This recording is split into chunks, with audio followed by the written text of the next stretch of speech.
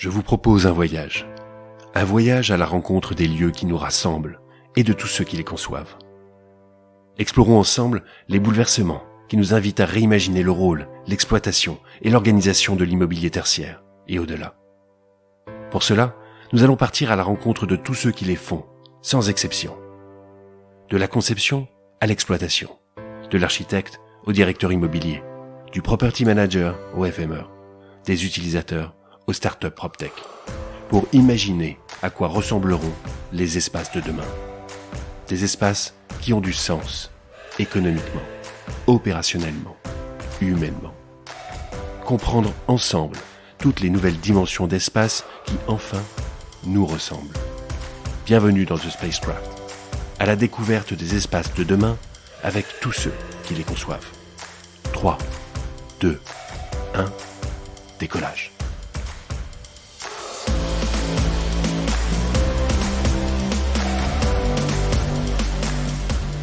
Après un troisième épisode dédié à l'émergence des services généraux, nous allons aujourd'hui prolonger le voyage et nous attarder sur la mue dont ce service fait l'objet.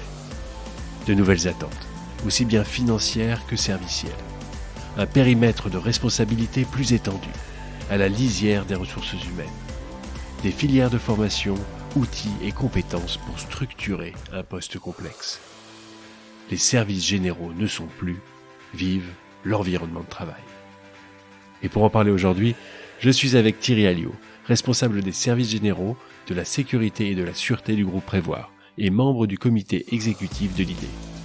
Allez, The Spacecraft épisode 4, c'est parti.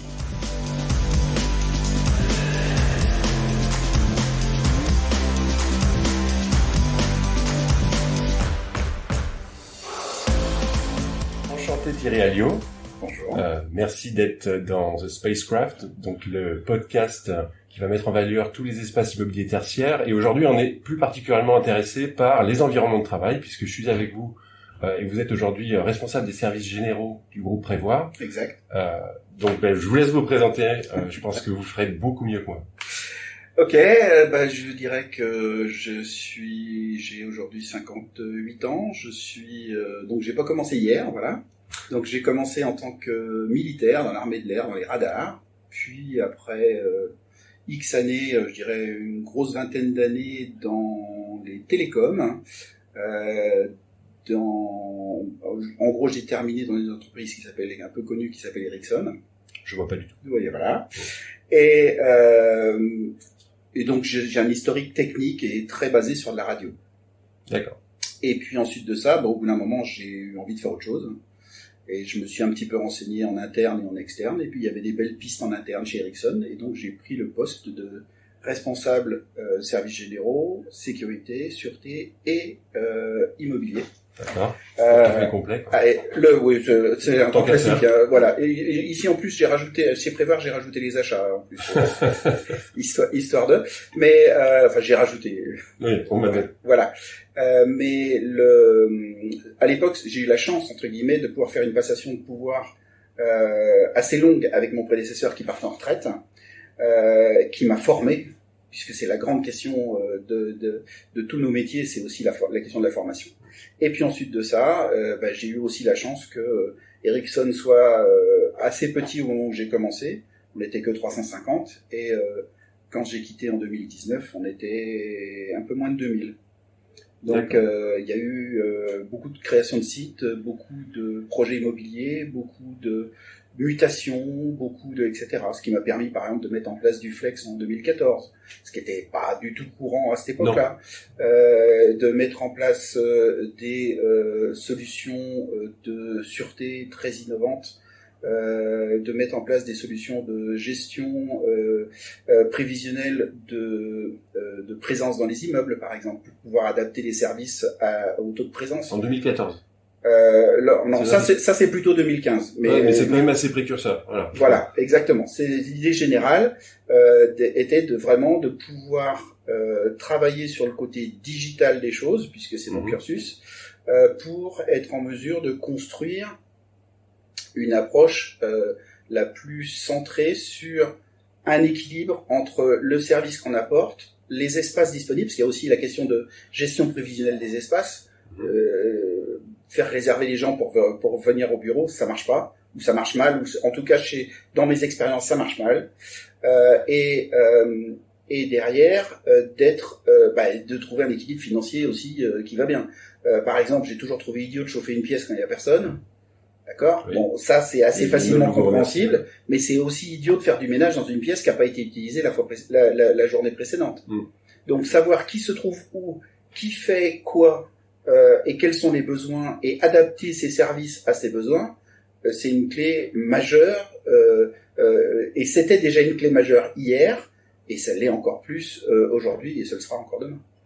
Donc vraiment trouver cet équilibre-là. Et puis ensuite de ça, j'ai pas fini ma petite histoire. J'ai donc quitté Ericsson en 2019. J'ai fait j'ai été freelance pendant un certain temps. J'ai fait différentes prestations des sociétés comme Technip ou Idemia par exemple. Et ensuite de ça, je suis rentré donc il y a maintenant 2 ans chez Prévoir, qui est un groupe d'assurance.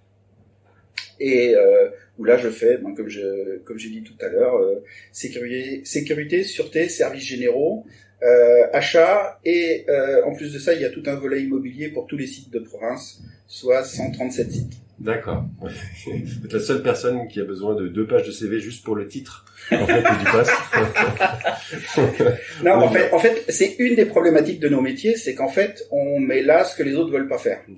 C'est très intéressant. Il y a énormément de choses très intéressantes que j'ai entendues, et notamment sur, déjà on va parler de ça, l'aspect services généraux, et le fait que ce soit un peu un fourre-tout, à savoir que on s'occupe des bâtiments, on s'occupe des gens, on s'occupe en fait de tout ce que les autres ne veulent pas forcément faire. C'est ça.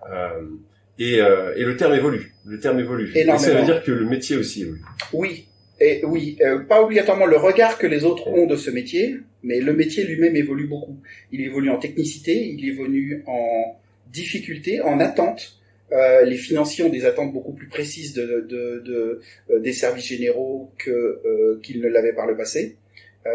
Les utilisateurs ne se contentent pas seulement d'avoir du ménage fait et un peu de chauffage. Ils veulent aller beaucoup plus loin que ça. Bref, tout le monde demande plus. Mais souvent, on donne pas beaucoup plus de moyens aux services généraux. Souvent, on considère que le travail est simple. C'est un des grands problèmes de nos métiers. C'est qu'en fait, on considère... il y a une image que j'aime bien utiliser, c'est le jongleur. Chacun ne voit qu'une balle du jongleur. Donc finalement, c'est simple. Je lance la balle en l'air, elle retombe, je la relance, elle retombe. C'est facile. Mais si on regarde l'ensemble des balles que gère le jongleur, là, ça devient infiniment plus compliqué. Ce qui veut dire qu'en fait, ceux qui ne sont pas réellement impliqués dans nos métiers imaginent que c'est simple, parce que eux, ils ont fait une demande, dans l'absolu, peindre un mur, j'ai fait ça chez moi, quoi.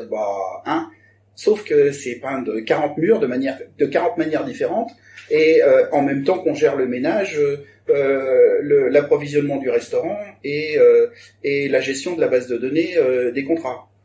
Je suis très grossier, mais vous voyez ce que je veux dire. Oui. Faire tout ça en même temps fait à la fois la partie très intéressante de nos métiers, c'est que on sait jamais ce qui va se passer dans l'heure qui vient. Là, vous voyez, tout à l'heure, j'étais en conférence avec un prestataire sur une potentielle mise en place de base de données chez Prévoir, d'un système totalement intégré. Et après, j'ai un point sur du ménage, mais ça, c'est la partie que je connais. Entre-temps, il peut y avoir une personne qui vient de frapper à la porte et qui vient de me dire, écoute, la machine offset vient de tomber. Vous voyez ce que je veux dire? Oui. C'est multicarte. Les pires journées sont les journées où j'ai un agenda léger. Vous voyez ce que je veux dire? Que la porte est ouverte. Alors, ça veut dire que la porte est ouverte, oui, exactement, mais surtout, tout peut arriver.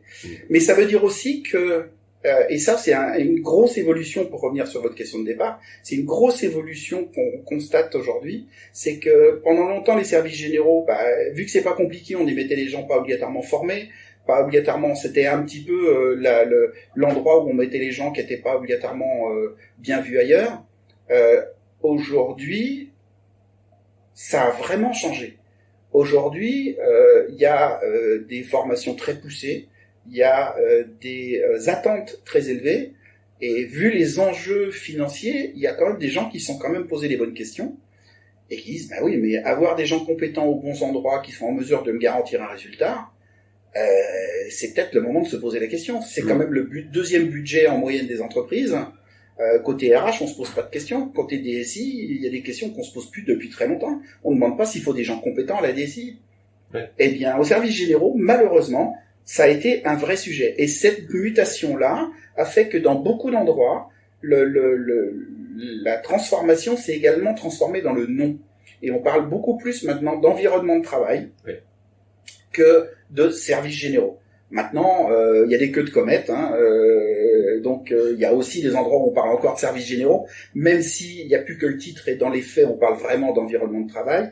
Enfin, vous voyez ce que je veux dire ? Il y a tout cet ensemble de choses, mais globalement, cette mutation qui a impliqué et qui implique encore énormément de formation en interne, énormément d'accompagnement, il y a un énorme travail de management dans tout ça, interne et externe aux services généraux ou à l'environnement de travail.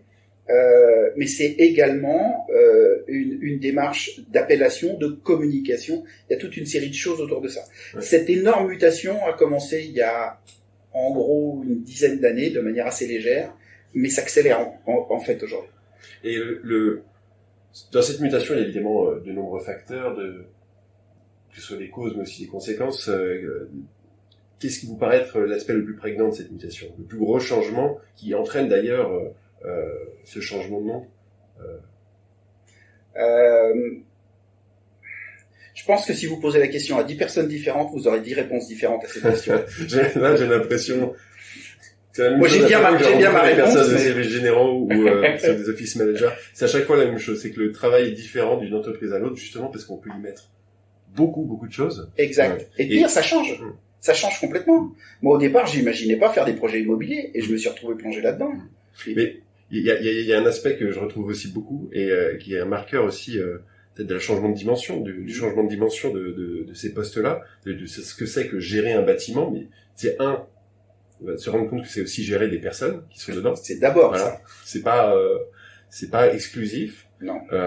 Mais pour revenir à la formation, ce qui est intéressant, c'est que souvent on se rend compte que un métier est encore pas forcément mature entre guillemets quand il dispose pas d'une formation spécifique. C'est-à-dire qu'il n'y a pas quelqu'un qui a décrété comme ça, voilà, ça c'est une expertise qui mérite. La fameuse création de filières, etc. Voilà, ouais, c'est un vrai sujet. Puisqu'on met tout dedans, finalement, voilà. Et deux, il n'y a pas les outils spécifiques. C'est-à-dire qu'on va pareil, on va aller piocher à droite à gauche, et voilà. Et là, j'ai l'impression que ça, c'est en train de changer. Oui, alors là, il y a un autre volet que je n'ai pas abordé, c'est que je suis également membre de ex-Arsec, maintenant ID. Voilà, je fais partie du comité directeur là-dessus.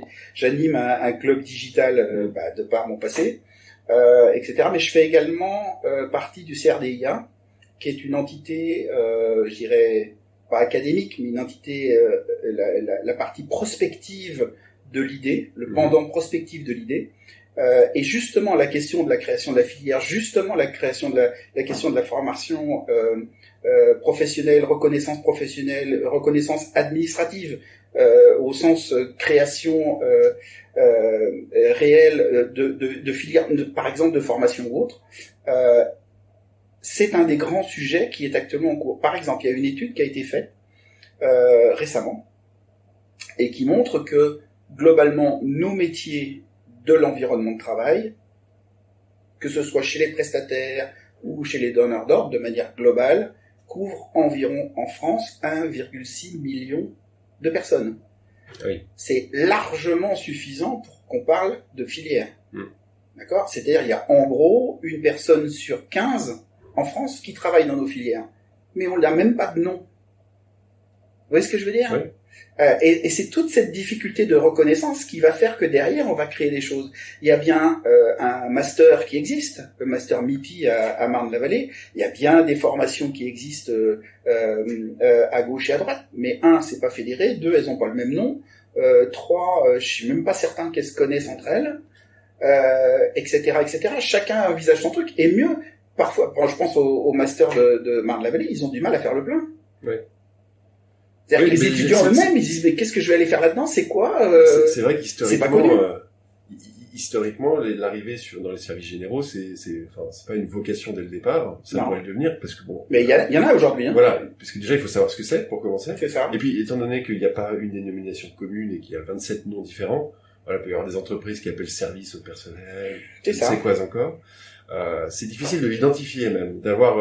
Et c'est tout l'objet de l'environnement de travail, de garder un nom et de faire que tout le monde se fédère autour de ce nom. C'est l'objet du changement de nom de l'ARSEG, puisque on se doute bien que ARSEG, il y avait services généraux qui traînaient quelque part. Voilà. Et alors que idée, c'est vraiment environnement de travail. C'est vraiment ça l'idée, pour regrouper l'ensemble des métiers et les fédérer et faire exactement ce qu'on vient de dire. Ouais. Ça, c'est très intéressant. J'aimerais revenir sur un point de votre passé, de votre présent, sans doute aussi, qui est l'appétence, on va dire, pour le digital. Ouais. Aujourd'hui, qu'est-ce que ça peut changer? Qu'est-ce que ça change, déjà, peut-être? Et quelles sont les choses qu'on n'arrive pas encore à faire, justement, dans l'inclusion du digital dans les bâtiments? Waouh! Oui, c'est large. Ah oui, c'est large. Alors, qu'est-ce qu'on peut faire? Qu'est-ce qu'on a envie de faire? Alors déjà, ouais, c'est ça, un peu. Alors déjà, on va y prendre dans l'ordre. Qu'est-ce qu'on peut faire? À peu près tout. Qu'est-ce qu'on veut faire? Pas obligatoirement tout. On veut faire ce qui est pertinent, ce qui est automatisant. En gros, le digital a vocation à rendre simple quelque chose de compliqué. Il y a un tas d'exemples qui existent dans nos métiers où une tâche demandait une journée, une fois que c'est digitalisé, c'est on appuie sur un bouton et c'est fait. La machine, le logiciel, le serveur, bref, l'ensemble des systèmes fait que des tâches répétitives, compliquées, administratives ou non, deviennent simples. Mais c'est pas seulement vrai dans nos métiers. Si on compare la comptabilité telle qu'elle était faite il y a 30 ans et celle qu'elle est faite aujourd'hui, on est sur un autre monde, on est bien d'accord. Oui. Bon, chez nous, c'est pareil. Cette révolution-là est plus lente parce qu'on parle beaucoup plus d'humains que de machines, mais de manière générale, c'est ce qui se présente. Donc, qu'est-ce qu'on peut faire? Tout. Le problème, c'est, est-ce qu'il est pertinent de dépenser 100 000 euros pour une prestation à 2 000 euros? Non. D'accord? Donc, il y a n'importe comment toujours une dimension humaine, toujours une attente humaine, c'est-à-dire que ceux qui demandent ce service attendent un retour.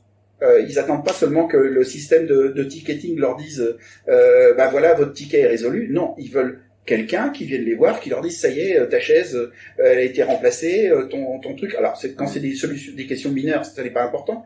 Mais par exemple, ok, ça y est, ton déménagement c'est validé, ça aura lieu tel jour, on viendra te voir pour tel truc. Ça, les gens attachent beaucoup d'importance. Donc l'humain, quoi qu'il arrive, est une dimension. Mais l'avantage du digital, c'est de libérer les humains qui réalisent cette prestation, ce service, les libérer de la partie administrative des choses pour qu'ils se consacrent beaucoup plus à l'humain. Et quand cette mutation-là est également comprise en interne, parce que souvent c'est un changement, c'est pas bien le changement, d'accord, c'est compliqué, ouais. Ça marchait bien avant, etc., etc. Quand les gens ont compris que ce changement va finalement leur enlever les tâches pas sympas et leur ajouter des tâches sympas, faut pas leur expliquer 10 ans. Après, ils ont compris. Oui. Mais il y a toute une phase de préparation autour de ça. Donc, un des freins du digital, c'est l'humain. Et le dernier, c'est l'obsession de l'argent. Ça paraît bête, hein. Mais clairement. N'inquiétez pas, tout ce qu'on raconte ici restera entre nous. Non, mais l'argent, c'est à la fois un moteur pour une simplification, c'est à la fois un moteur pour un gain. Mais dans le même temps, quand vous dites aux gens, on a libéré, il y a moins de tâches à faire administratives, etc., l'étape d'après, c'est de dire, vous avez besoin de moins de monde. Ouais. D'accord? Et donc, partant de là, vous tombez tout de suite sur un frein en vous disant, vous amenez un changement, c'est pour mettre moins de monde. Et ça bloque immédiatement. Et vous avez des gens qui peuvent aller très très loin dans ce type de blocage. Donc, il faut aussi intégrer toute cette... Oui, je vois peut-être le type de blocage. C'est une anecdote, effectivement. Non, mais il y a des choses, il y a des gens qui volontairement vous sabotent un sujet, alors que c'est vos équipes, hein. Ils vous sabotent un sujet parce que ils se disent, ah oui, mais si jamais ça s'est mis en place, demain mon poste est en jeu. Et c'est humain. Ouais. Et c'est complètement logique. Donc, partant de là, il faut aussi intégrer ces dimensions-là pour pouvoir construire une solution digitale. Mais le digital, c'est pas un but. Le digital, c'est un moyen. Oui, c'est un outil. C'est un outil. C'est un outil sur lequel s'appuyer. C'est intéressant cette question du frein et cette question aussi financière, parce que parfois il y a aussi des différences de scope. Alors, désolé pour les termes anglais, mais c'est-à-dire que le financier veut dire ton bâtiment à court terme, combien tu fais pour me couper 2-3 coups, alors que c'est ça. Là aussi pour l'inscrire dans la durée. Et on peut parler du changement d'effectif, ça peut descendre à certains moments un peu difficiles, mais ça peut monter très vite aussi. Ouais. Et comment ça se passe justement avec les services Alors, déjà, il y a un élément, si on prend l'histoire je vais prendre une partie de votre question parce que c'est tellement vaste. La partie variation de volume. C'est un cas que j'ai rencontré à de nombreuses reprises par le passé, où il y avait des phases de croissance chez Ericsson, par exemple, où on doublait les ressources par année. D'accord ? Donc ça amène de grosses complications. Mais vu que c'était aussi basé sur des projets, il arrivait facilement qu'on enlève la moitié des ressources sur une année. Le projet était terminé, merci, au revoir. Dur. Voilà. Alors dur humainement, mais également en tant que gestion d'immeuble, vous faites quoi de tous vos espaces ? En gros, comment vous pouvez prendre des engagements avec un bail 369, sachant que vous avez une visibilité business qui se limite à 3-6 mois. Comment vous trouvez un point d'équilibre autour de ça ? Cette question-là, elle est très penante, et pas seulement pour des boîtes qui travaillent avec des projets, des choses comme ça. Tout le monde a cette difficulté-là. Alors, il y a un pari sur l'avenir, il y a plein de choses, etc. Mais comment vous adaptez précisément vos surfaces, les services qui vont avec, etc. Mais si on se limite aux surfaces, comment vous vous adaptez à une attente d'optimisation des coûts. Si vous avez des surfaces pour 100 personnes alors que vous en avez plus que 50, il est clair qu'il faut que vous enleviez 50% de vos coûts de surface. Et comment vous faites ça ? Si vous avez un bail 369, vous êtes juste prisonnier. Et donc, partant de là, viennent toute une série d'autres questions. Ce type de réflexion-là vient également chez les property, vient également... c'est toute la branche immobilier qui a ce type de réflexion. Donc, l'adaptation par rapport aux fortes variations, jusqu'à présent, je dirais, la balance était toujours en faveur des propriétaires, ce qui veut dire que les propriétaires disaient vous avez un engagement 369, vous payez jusqu'au bout, point barre. Aujourd'hui, on le voit à la Défense avec des découpes de tours dans des configurations très particulières, jamais vues jusqu'à présent. Aujourd'hui, cette notion de déséquilibre en faveur du propriétaire tend à être nettement moins nette, on va dire, qu'elle ne l'était par le passé. Même si elle n'a pas disparu. Ce qui veut dire que concrètement, aujourd'hui, certains propriétaires se posent la question du multiservice, du multi-usager, de la souplesse des baux, etc., etc. Et on voit naître à différents endroits, alors c'est pour l'instant assez sporadique, mais on voit naître pas mal de solutions innovantes autour de ces sujets-là. Donc l'adaptation des variations du business, des variations de besoins versus les surfaces. D'abord, il faut être deux pour danser le tango, donc il faut clairement que ce soit une volonté du propriétaire et de l'occupant, ou des occupants, parce ça peut être une question à plusieurs ensuite. C'est pas seulement deux pour danser le tango parfois, mais il faut, mais on voit quand même poindre toute une série de solutions et une vraie volonté de beaucoup d'aller vers plus de souplesse et plus d'adaptation aux besoins. L'autre volet est également d'avoir, puisque ce qui ne bouge pas, c'est le bâtiment lui-même, d'accord ? C'est qu'en partie, et ça se voit aussi, et je pense que c'est une tendance qu'on va voir de plus en plus, même si elle va pas être généralisée, mais où en fait, toute la partie de nos métiers, ou une grande partie de nos métiers, sont transposés au bâtiment. Et on a finalement des espaces qui sont dédiés à l'entreprise A ou l'entreprise B, mais dans l'absolu, les services sont rendus de la même manière à tout le monde, ça rentre dans les charges et en avant. Ça enlève une grande partie de souplesse, même si on peut trouver quelques éléments, mais ça a l'avantage de la simplification. Si on pousse l'exercice jusqu'au bout, on tombe sur les offices, les bureaux opérés, etc., et toutes ces sociétés qu'on a vu poindre à gauche à droite, avec des coûts importants, mais ça satisfait une partie du marché. D'accord. Et dans ces cas-là, alors j'avais plusieurs questions, mais je commençais par la première parce que j'ai le sentiment que la seconde va prendre un peu plus de temps.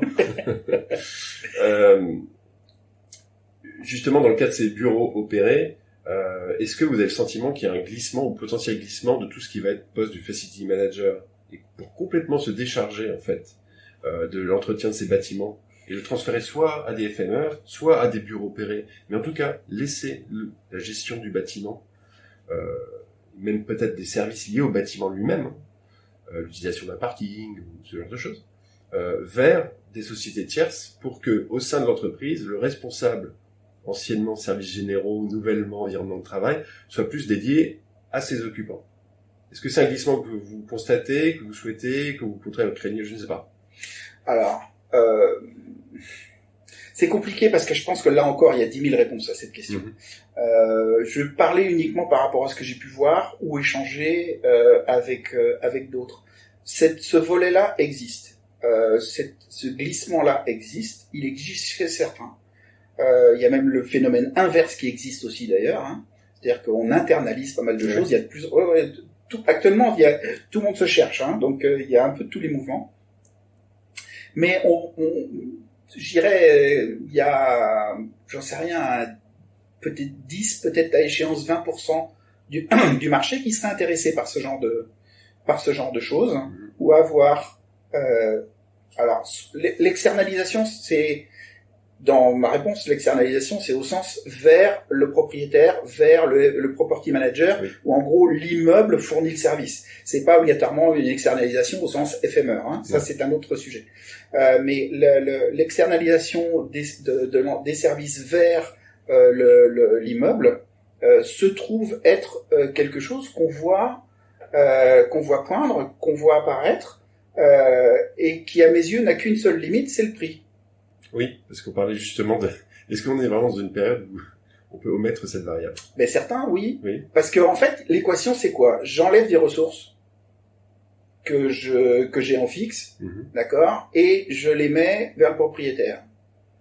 Ok? Est-ce que donc les coûts vont passer de la poche gauche à la poche droite?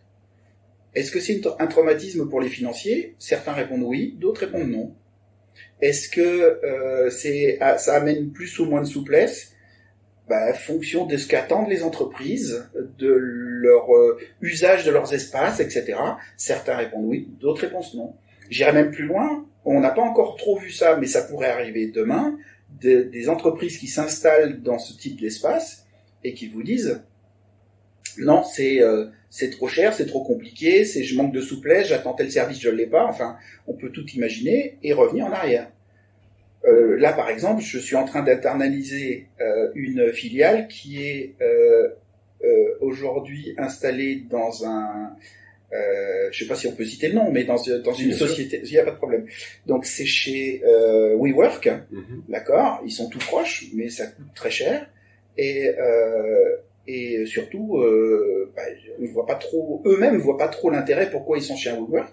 Il y avait au départ toute une série de bonnes options, etc. Mais avec le temps, c'est pas super net. Et aujourd'hui, ils en sont on est en train de travailler sur l'ensemble des services qu'ils ont, l'ensemble des services qu'on peut leur offrir nous en interne, et comment on peut faire un match, et qu'est-ce qu'ils attendent, qu'est-ce qu'ils vont avoir, et comment on peut faire évoluer tout ça. Tout ce travail-là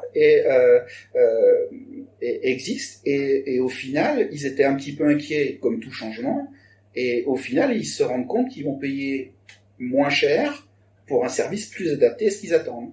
Parce que pouvoir disposer j'en sais rien moi, de fruits frais tous les matins, alors qu'il y en a pas un qui prend des fruits frais et tout le monde s'en moque, au final, on les paye quand même. Ouais. Vous voyez ce que je veux dire? Donc vous avez quelque part, et c'est un des défauts de ce genre d'espace, c'est que vous avez quelqu'un qui se fait plaisir à offrir plein de services, vu que n'importe comment les autres doivent payer puisqu'ils sont là et c'est obligatoirement une quote-part, la question de quoi j'ai besoin, on se la pose plus trop. Ouais, c'est une très bonne question. J'oublie la question que je voulais poser tout à l'heure parce que je préfère enchaîner, c'est plus intéressant. On est effectivement, j'ai l'impression, à un moment un peu de maturité, de charnière, où il y a eu un espèce de modèle qui émergeait avec toutes les entreprises tech de la Silicon Valley, où c'était l'opulence de services. À qui allait offrir le plus de services variés et même innover, c'était presque du marketing. C'est-à-dire que il y avait des capsules de sommeil, ça. Faut ne surtout pas perdre de vue le contexte des sociétés de la Silicon Valley, etc. Oui, non, mais si ça vient, il y a toute une série de raisons. Exactement. Et voilà, il y a une réalité. Néanmoins, derrière, il y a une aspiration à copier ce modèle, à l'importer, à l'internaliser, sans forcément se demander ce qui était nécessaire. Et j'ai l'impression qu'il y a une espèce de régression pour se recentrer sur les choses qui sont vraiment nécessaires, maintenant que, entre guillemets, le collaborateur est devenu le client, en disant voilà, moi, ce qui m'intéresse, c'est ça. Ton truc là, ton baby-foot, il est bien sympa, mais je me souviens de l'anecdote que vous me racontiez, je laisserai vous la raconter sur les baby-foot, chacun pourra en faire l'expérience. Et ce qu'il y a, c'est pas cette régression, mais je dirais plutôt cette maturité, ce recentrage vers l'essentiel pour revenir dans un building, dans un espace de travail. Qu'est-ce qui aujourd'hui est essentiel? Là encore, ça dépend énormément d'une entreprise à l'autre. Comment je vous dirais ça? l'essentiel, déjà, rien que vous essayez de lister l'essentiel. Vous posez cette même question à 10 entreprises, vous avez 10 réponses différentes. Déjà, 1. Donc, la bonne réponse, elle n'existe pas. C'est une réponse typologique que je peux vous faire à ce niveau-là. Oui, je pense que d'abord, le premier moteur, c'est l'argent. Et que le premier moteur pour le choix de l'essentiel, c'est d'éviter de dépenser de l'argent dans des services qui sont peu ou pas utilisés. 1. 2, je voudrais revenir 2 secondes sur l'histoire de la Silicon Valley, etc. Par exemple, pourquoi dans certaines entreprises on donne les repas gratuits? Pourquoi il y a toute une série de choses? Et je dirais quelque part, pourquoi aujourd'hui les jeunes qui rentrent dans les entreprises ont des demandes pas aussi exigeantes que ça, mais ont toute une série de demandes autour de ça? Parce qu'ils ont intégré 2 choses. C'est que, 1, les entreprises n'augmentent pas les salaires des gens qui sont dans l'entreprise. Ils n'acceptent les augmentations que pour les nouveaux arrivants. Ce qui fait que les gens, en rentrant dans l'entreprise, savent très bien qu'ils auront des augmentations minimum à l'avenir. Donc, leur seul espoir, c'est d'avoir autre chose que de l'augmentation. Et donc, qu'est-ce qu'ils attendent? C'est des services, des facilités, bref, toute une série de choses et du télétravail, il suffit d'ouvrir un bouquin de management aujourd'hui pour voir tout ce qui sort dans ces domaines. Mais ils ne demandent plus l'argent. Pourquoi? Parce qu'on peut leur faire les promesses qu'on veut, n'importe comment, au final, ils savent très bien qu'elles ne seront pas tenues. Donc, au bout du compte, ils partiront. Et ils partiront en donnant comme excuse, bah oui, le baby-foot est en panne. Bon, ça n'a aucune espèce d'importance. Fondamentalement, ils n'ont pas eu ce qu'ils voulaient. Il y a des entreprises qui jouent le jeu à l'envers. Il y a des entreprises qui vous disent ce que vous allez avoir comme augmentation à venir, etc. Et là, à ce moment-là, les gens prêtent beaucoup moins attention à tous les éléments autour de ça. Donc, il faut quand même pas perdre de vue que c'est la première question, c'est comment je vais pouvoir évoluer dans l'entreprise, quelle augmentation je peux attendre, etc. Et si je peux pas, je vais me rabattre sur autre chose en attendant de quitter l'entreprise pour partir vers une autre. Et là, on est à 100% dans le modèle de la Silicon Valley. Et ce modèle-là, oui, aujourd'hui, on le rencontre dans beaucoup d'endroits. Et puis, il y a un deuxième phénomène qui s'est combiné là-dessus, c'est qu'il y a globalement, sur le marché de l'emploi, ça s'est vraiment terminé avec l'histoire du confinement, les baby-boomers sont partis. D'accord? Donc, aujourd'hui, tous les ans, et je vous parle pas du passé, il y a déjà un passif en termes de salariés, mais aujourd'hui, tous les ans, il y a 120 000 emplois qui n'ont pas voilà, il n'y a pas de salariés pour remplir cet emploi. C'est pas une histoire de configuration, de formation de quoi que ce soit, c'est mathématiquement, il y a beaucoup plus de gens qui quittent le marché de l'emploi que de gens qui y rentrent. Et vu que le marché de l'emploi, il n'a pas baissé à cette vitesse-là, concrètement, il y a du manque. Et aujourd'hui, les sociétés n'ont pas encore intégré, elles sont toujours avec les baby-boomers qui restent là 20 ans. Ils n'ont pas du tout intégré ce qu'on vient d'évoquer sur les jeunes, cette mobilité, etc. Et vu que les entreprises ont pendant des années, je dirais globalement abusé de la situation, aujourd'hui il y a quelque part le retour de balancier. On a dit vous n'avez pas été sympa envers les salariés. Quand les salariés ne peuvent pas, ils ne sont pas sympas envers vous non plus. Il y a un renversement de balance. Exactement. Et l'équilibre évolue. Certaines entreprises sont plus dynamiques que d'autres et ont intégré cette évolution de la balance et commencent à parler d'un tas d'autres sujets. Alors d'abord, on attaque les sujets faciles, d'accord, puis les sujets un peu plus difficiles et à la fin les derniers. Donc le dernier, c'est facile, c'est le salaire, d'accord. Un peu plus difficile, c'est les questions de management. Et quand on veut pas traiter les managers, l'ensemble des questions de management, pour rester relativement simple, on a un baby-foot. C'est exactement regardez, c'est super chez nous, il y a un baby-foot. Non, on n'a pas réglé le manager toxique. Non, on n'a pas réglé la question des augmentations de salaire. Mais on a mis un baby-foot. C'est intéressant parce qu'on entend souvent aujourd'hui dire que l'environnement de travail a un rôle beaucoup plus stratégique. Et là, on est en train de parler presque de rôle RH, en fait, finalement. De se dire que ça devient une corde supplémentaire, et pas que pour l'image de l'entreprise, mais aussi pour son argumentaire en vue d'attirer des talents. Je vous dis, pas simplement de faire revenir les gens, mais d'en attirer encore des nouveaux et de garder les bons. Vous savez, quelle est la meilleure méthode d'embauche? Ça s'appelle la cooptation. Oui. Et est-ce que les gens font une cooptation dans une entreprise où ils sont pas heureux? Bien sûr que non. Donc, la première bonne manière d'embaucher des gens, c'est de s'assurer que ceux qui sont déjà en place soient contents. Parce que ça coûte infiniment plus cher de réembaucher quelqu'un qui quitte. Donc, en fait, moi, j'ai toujours pas compris pourquoi les RH sont si fiers de dire qu'ils ont un turnover important. Fondamentalement, je trouve ça idiot. Je trouve que avoir des compétences, ouais, c'est ça. Mais fondamentalement, avoir une société dans laquelle il y a un turnover faible, alors ça a d'autres travers, je suis d'accord. Mais quand même, quoi, il y a des sociétés, ils ont 2 ans, 3 ans de turnover. Ça devrait être une catastrophe. Ouais, quoi. Oui, c'est une catastrophe, d'autant plus qu'on parle aujourd'hui, du rôle de l'environnement de travail et du bâti comme vecteur aussi de culture d'entreprise. C'est très difficile de parler de culture pour des gens qui partent tous les 2 ou 3 ans. Exactement. C'est une culture de l'exil. Exactement. Et ça veut dire que les gens votent avec leurs pieds. C'est aussi simple que ça. Mais oui, et puis derrière est venu se combiner le télétravail, est venu se combiner certaines sociétés qui parlent aujourd'hui de la semaine de 4 jours, sont venues se combiner toute une série de choses qui sont dans les faits mis en place pour satisfaire l'entreprise, mais aussi, et ça c'est nouveau, pour satisfaire les salariés. Ce qui veut dire que concrètement, aujourd'hui, j'avais lu un truc comme quoi c'était la première question posée: combien avez-vous de jours de télétravail? C'est même pas le salaire, hein. Ouais. C'est combien de jours de télétravail? C'est aussi simple que ça. Mais ça fait aussi que les gens sont plus obligés d'habiter Paris. Ça veut dire aussi que si les gens ils sélectionnent seulement les sociétés où il y a 3 jours de télétravail minimum, eh bien on retrouve ce que moi j'avais vu il y a quelques années avec Le Mans qui me proposait différentes solutions, parce qu'on était à l'époque juste en face de la gare TGV en disant voilà, il y a 1 heure de trajet, région parisienne c'est facile, etc. Et certains avaient déjà d'ailleurs fait le pas. Aujourd'hui ça on le rencontre partout. Et le gars il dit écoute, moi je peux m'installer dans le Massif Central ou à Marseille, et puis je viens, je dois faire 2 jours à Paris, et ben je prends un hôtel, je fais mes 2 jours, ma famille reste dans un coin sympa, et quand je rentre, j'ai un coût de la vie qui est nettement moindre, j'ai un salaire parisien et j'ai une qualité de vie qui est nettement meilleure. Et c'est comme ça que Paris perd des quantités. Les écoles à Paris ferment les unes après les autres. On a un exil aujourd'hui de tous ceux qui peuvent le faire. Restons clairs, hein, le télétravail, c'est seulement 40% des gens qui travaillent. Hein. 60%, on n'imagine pas un chauffeur de bus en télétravail. On voudrait même pas d'ailleurs. Encore. Un jour peut-être avec un casque de réalité virtuelle. Ouais, mais on n'a pas trop envie. Mais bon, au niveau du code, ça va être compliqué. Ouais, batterie faible. C'est peut-être un ravin. Dommage. Peut-être. Donc voilà, ceux qui peuvent s'en vont. Ce qui veut dire aussi que les entreprises réduisent les espaces avec le télétravail. Ce qui veut dire aussi que les espaces tertiaires sont tous trop grands. Oui. C'est aussi simple que ça. Voilà. Donc la défense qui a... Qu'est-ce qu'on en fait ?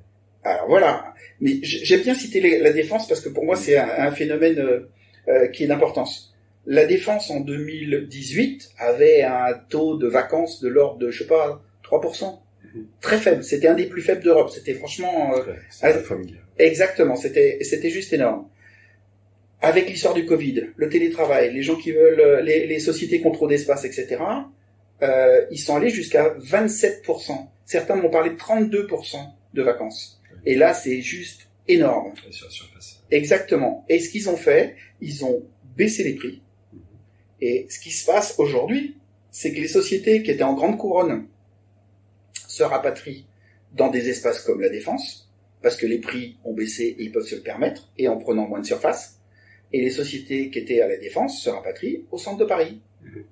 Ce qui fait que les espaces sont beaucoup plus découplés, les prix baissent, et ça, c'est à mon avis un phénomène qui va durer. Il y a même des sociétés, alors c'est un peu extrême, mais j'ai entendu d'une filiale d'une société allemande qui a fermé tous ses bureaux de France et qui a dit, à partir d'aujourd'hui, tout le monde est en télétravail 100%. Et si vous voulez faire une réunion, vous prenez un espace dans un hôtel ou un tiers-lieu, ou etc. et vous allez, vous mettez en place là. C'est extrême. C'est à mon avis pas une bonne idée, mais c'est possible. Mais, voilà, c'est un choix déjà à assumer. Là, je vois qu'on arrive doucement mais sûrement à la fin de cet entretien. Du coup, je voudrais terminer sur une question que je pose un petit peu à tout le monde. C'est justement, on est dans un spacecraft, un vaisseau qui vous amène dans 10 ans. Oh là. Voilà. Et dans 10 ans, pour vous, ça ressemble à quoi, un espace de travail? Un espace de travail dans 10 ans? Si vous vouliez, si vous aviez tous les pouvoirs pour dire, voilà, ça devrait ressembler à ça. Voici vers quoi ça doit tendre. Et voici sans doute ce que ça va être, même si c'est pas exactement la même chose. Alors, parmi les exercices difficiles, le plus difficile, c'est quand même de prévoir l'avenir. Hein. Oui. Il n'y a pas de conséquences, je vous rassure. Si vous m'avez faux, j'en ai pas en 10 ans. C'est gentil. Voilà, il n'y a pas de mauvais point. En fait, pour moi, je pense que les espaces tertiaires vont radicalement changer pour devenir des espaces de partage. Ce qui veut dire qu'en gros, faire venir des gens au travail pour qu'ils fassent la même chose que ce qu'ils font en télétravail, à savoir être face à un écran et taper sur un clavier, je pense que les sociétés, à un moment, vont se rendre compte que c'est juste une perte de temps et d'énergie. Donc je pense que concrètement, ce qui va réellement tendre, c'est des espaces, je dirais pas de type hôtelier, parce que c'est pas l'idée, mais des espaces où les gens viennent pour partager. Pas pour et la discussion dans le couloir et ce qu'on appelle radio moquette et autres solutions d'échange font que concrètement ce qu'on appelle en anglais le shadow organisation qui va être ce qui fait que ça marche. C'est-à-dire, quand vous avez un problème à la compta, vous appelez machine à la compta, vous passez pas par le chef. D'accord? Ouais. Et c'est ça qui fait marcher une entreprise, hein. C'est pas l'organisation officielle, ça fait plaisir au chef, mais globalement, ce qui fait marcher, c'est l'interconnaissance et l'interconnexion entre les différentes personnes. Si vous maintenez cette connexion-là par des échanges café, par des réunions informelles, par des événements X ou Y, eh bien, je pense que vous pouvez complètement transformer la société et faire que les gens soient heureux de venir au boulot. Pourquoi? Parce que ça va être un moment d'échange, de partage. Vous voyez ce que je veux dire?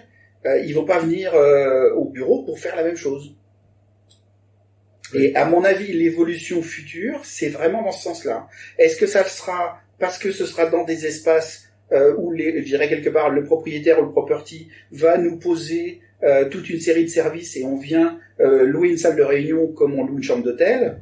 Peut-être, mais j'y crois peu. Je crois plus à des espaces plus dédiés à certaines entreprises en disant c'est notre salle de réunion, on peut y mettre notre affichage, notre démarche corporate, enfin toutes ces choses-là. Et donc je pense qu'il y aura toujours un volet dédié à l'entreprise, même s'il pourrait y avoir des volets de débordement et des espaces plus partagés avec d'autres. Mais vraiment, je pense vraiment qu'on va aller vers cette notion de partage à 100%, ou à très très fort pourcentage, et très fortement réduire les espaces. C'est déjà la tendance, hein. Il y a quelques années, on avait péniblement 15% des espaces qui étaient des espaces partagés. Aujourd'hui, les projets immobiliers d'aménagement montrent qu'on tourne dans les 60-70, on va vers les 100. Hein. On va vers les 100. Parce qu'il n'y a jamais assez de salles de réunion, elles sont jamais assez bien occupées, etc. Et à l'inverse, quand vous regardez dans les espaces de travail, les bureaux sont toujours vides. Il y a toujours trop de bureaux vides. Et pourtant, il y a toujours machin qui a décidé que c'est important qu'il ait son bureau. Bah ouais. Et si en plus de ça, vous avez le top management, parce que faut pas oublier que les poissons pourrissent par la tête, hein. Donc, c'est chinois, ça. Mais fondamentalement, si vous avez le top management qui montre l'exemple, qui se retire de son bureau super grand dans lequel on peut jouer au golf, mais s'il se retire de ces espaces-là pour pouvoir réellement rentrer dans cette logique et montrer l'exemple, eh bien, il n'y a aucune raison que ça ne suive pas. Et à ce moment-là, l'optimisation des coûts, vous l'avez, l'efficience, la satisfaction des gens, vous savez faire cet équilibre-là qu'on a tant de mal à trouver aujourd'hui. Et la crise de vocation aussi, il y a des gens qui ne savent pas pourquoi ils se retrouvent devant un clavier absolument 8 heures par jour, tandis que là, on leur donne peut-être une autre raison. Et la raison de venir au boulot, hein. Moi, j'ai pas oublié, bon, c'est une vieille histoire, il y a prescription depuis, mais Motorola Mobile, quand ils ont été achetés par Google, ils ont fait l'inventaire des gens qui travaillaient. Motorola Mobile était à 100% télétravail. Plus précisément, les gens venaient s'ils voulaient. Et c'était un petit groupe, hein, moins de 50. Et quand la DRH a fait l'inventaire, les deux DRH ont fait l'inventaire, ils ont trouvé 3 noms qu'ils connaissaient pas. C'est original, hein. Et en fait, dans les 3 noms, il y avait, on va dire, un nom, c'était normal, mais il travaillait pour l'étranger, il était juste pas connu en France en tant que personne, mais c'était logique. Mais il y en avait un, c'était juste une erreur. Il avait démissionné. Il continuait à être payé. Ouais. Ah oui, il y avait une petite erreur administrative sur son nom. Il a bien évidemment omis de le signaler. Voilà. Et l'autre personne, il était toujours salarié, mais son chef l'avait mis au placard. Il avait refusé de lui donner du boulot. Il a juste été bossé dans une autre entreprise. Donc il y avait les deux salaires, tout allait bien. Ça pourrait faire l'enjeu d'un épisode dédié justement sur la gestion du travail hybride et plus spécifiquement du télétravail et tout ce que ça implique comme formation, nouveaux outils. Mais c'est pas uniquement une formation, ça veut dire quoi participer, d'être d'une entreprise? Ça veut dire quoi faire partie du groupe entreprise? Ça veut dire quoi pour les salariés? Pas seulement le message officiel, c'est pas juste la présence. Exactement. La présence, ça veut rien dire. Ça veut rien dire du tout. Ça rassure. Mais c'est pourquoi ça a tant marqué les esprits, c'est que ça rassure. On est sur du fait factuel mesuré. Maintenant, quand Michu est à la machine à café, il bosse ou il bosse pas? Quand un tel est en réunion, il bosse ou il bosse pas? Vous voyez ce que je veux dire? C'est toute cette notion-là, et là on est dans l'environnement de travail, mais on est également très proche des questions RH. À ce moment-là, c'est quoi le travail? Est-ce que c'est une présence? Le télétravail montre que non. Mais par exemple, un truc tout bête, on s'est tous jetés dans le télétravail. Elle est où la formation télétravail? Moi, j'ai eu quelqu'un dans mes équipes qui a failli partir en burn-out à cause de ça, qui m'envoyait des mails à 4h du matin, etc. Et, ça s'est calmé très rapidement, mais faut pas croire que c'est inné chez tout le monde. Faut pas croire que tout le monde a un espace suffisamment large pour le dédier à ça. Il y a plein de gens qui ont travaillé sur leur chaise de cuisine et qui se retrouvent aujourd'hui avec des TNS. Troubles musculo-squelettiques, etc., etc. Donc c'est pas du tout. Non, c'est pas évident. C'est pas du tout évident. Et c'est aussi la raison d'être de ce podcast, c'est de pouvoir explorer justement ces changements-là qui sont tout neufs. Et en fait, on a beaucoup plus de questions souvent que de réponses encore, avec beaucoup d'expérience et d'expérimentation à partager. Et là, ces exemples-là montrent qu'il y a encore beaucoup de progrès à faire dans cette direction-là. Ah bah oui, et c'est aussi tout l'intérêt de nos métiers. Gérer les choses à distance, tout simplement. Puisqu'on n'est pas là tout le temps, pour gérer ses équipes, pour gérer ses partenaires, etc., la gestion à distance n'est pas encore totalement intégrée. Et le management à distance. Parce que de base, on ne peut pas compter les têtes. Et là, il y a anxiété. C'est ça. On sent l'anxiété du manager qui ne voit pas. C'est ça, il y a des entreprises qui sont allées loin, qui ont mis des trackers dans les PC. Si ça s'arrête plus de 10 minutes, les gens. Il y a des gens. Ça vient le gendarme et le voleur. Il y en a toujours qui a un coup d'avance. C'est parce ça. Il y en a qui ont développé des machines pour faire taper sur les claviers. Exactement, absolument. Voilà. Puis pour les meilleurs programmeurs, faire des petits scripts tranquilles. Voilà, pour que les claviers, etc. Tout à fait. Mais honnêtement, je pense que tout ça, ça montre qu'en fait, il y a une immaturité dans le management sur ces sujets, et il y a une immaturité chez les salariés, ou une méconnaissance chez les salariés. Alors, pas chez tout le monde, évidemment, mais clairement, il reste malgré tout aujourd'hui, après 2 années de Covid et en gros 2 années complémentaires, je dirais, il reste encore plein de champs peu ou pas explorés dans ces domaines. Et je pense que la notion de formation, la notion de définition, si on pouvait déjà dire clairement ce qu'on attend des gens en télétravail, combien de gens ne savent pas? Ils savent pas ce qu'on veut d'eux. Par exemple, et cette question, elle revient tout directement dans nos métiers. Par exemple, est-ce que nos métiers s'arrêtent à la porte de l'entreprise? Aujourd'hui, par exemple, moi, aujourd'hui, chez Prévoir, j'ai toute une série d'écrans qui sont chez les prestataires. Chez les salariés. Ils sont partis avec. Oui. D'accord? J'ai vu chez Idemia les gens partir avec la chaise, l'écran scotché sur le truc, et ils partaient dans le métro avec. Ok? Etc., etc. J'ai vu des demandes de plateau repas chez les salariés. Etc., etc. Voilà. Et il y a toute une série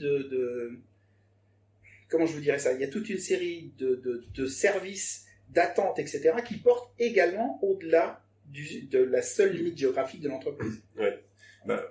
Et j'inclus les gens en déplacement aussi. Oui, mais c'est un peu on a une tagline sous le podcast qui est Building New Dimensions. C'est-à-dire qu'avant, les buildings, c'était 4 murs et un endroit physique. Aujourd'hui, ça s'étend bien au-delà. Ouais. C'est des lieux supplémentaires, c'est un espace virtuel, c'est aussi beaucoup plus d'humain, parce qu'on se rend compte que le building est là pour se mettre autour de l'humain, et l'humain n'est pas juste là pour s'empiler à l'intérieur. Non. Et donc, Alors, en tout cas, merci beaucoup d'avoir exploré quelques-unes de ces dimensions avec moi au cours de cet entretien. C'est toujours agréable de parler de ces sujets. Oui. Et je pense qu'on y reviendra parce que j'ai l'impression qu'on a à peine effleuré les sujets. Donc, beaucoup merci Thierry Alliot merci pour cet entretien et très bonne journée. Merci. Au revoir. Au revoir. C'était le 4e épisode de The Spacecraft. Si cet épisode t'a plu, n'hésite pas à suivre notre page LinkedIn pour nous soutenir et à t'abonner sur ta plateforme de streaming préférée pour ne louper aucun épisode. On se donne rendez-vous vendredi prochain pour poursuivre l'exploration avec un nouvel épisode exceptionnel. Je n'en dis pas plus, mais sache que si tu veux réactiver ton abonnement Duolingo ou dépoussiérer ta vieille méthode Assimil, c'est le moment. À la semaine prochaine dans The Spacecraft.